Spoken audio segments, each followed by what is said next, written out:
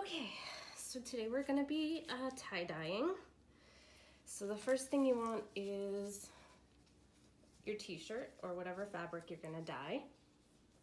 And make sure that you get it wet first, just wring out all the excess water. So this is my shirt. Now, put on gloves, otherwise it'll get all over your hands. It comes off pretty easily with hand sanitizer, but just to be safe. A lot of people probably have gloves at home right now. Gonna need some rubber bands. And if you're doing it inside, I swear to God, if my cat just, hey, Cordy, stop. Really? Just ruining my shot? No, go away. All right. And if you're doing it inside, make sure to put down wax paper, which will hopefully be included in your tie-dye kit, or something to protect the table. You do not want to ruin the table. All right. So this will be your tie-dye kit. Hopefully, I still have, oh, let's see what happened. Was it broken?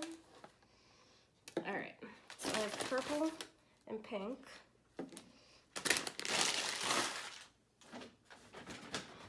Your tie-dye kit will include these two little bottles.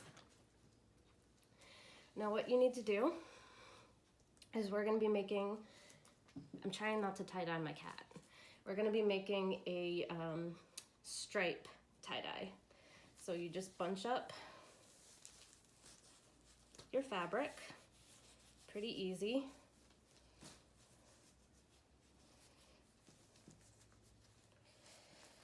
All right.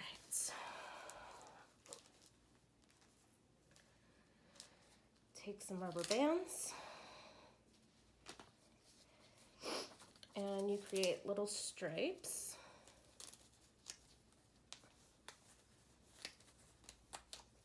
You separate out parts of the fabric.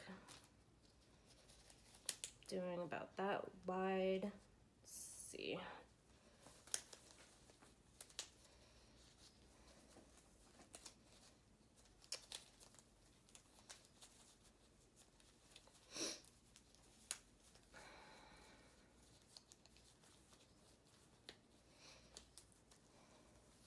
That one's a little wider, that's okay.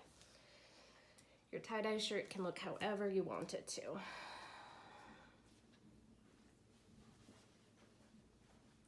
Wow, Cordy.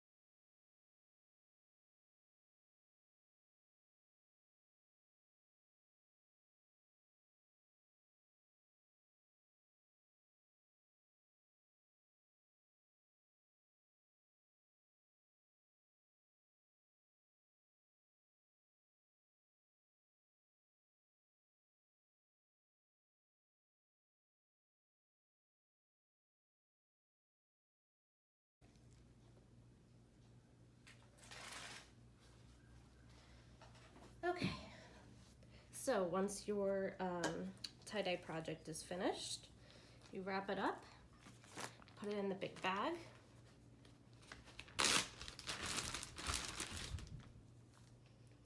And what you're gonna do is let it sit for at least 24 hours. The longer you let it sit, the more vibrant your colors are.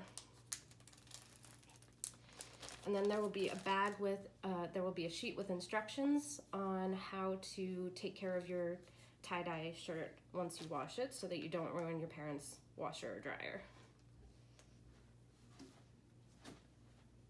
And that's it for tie-dye kits. It's really easy and simple.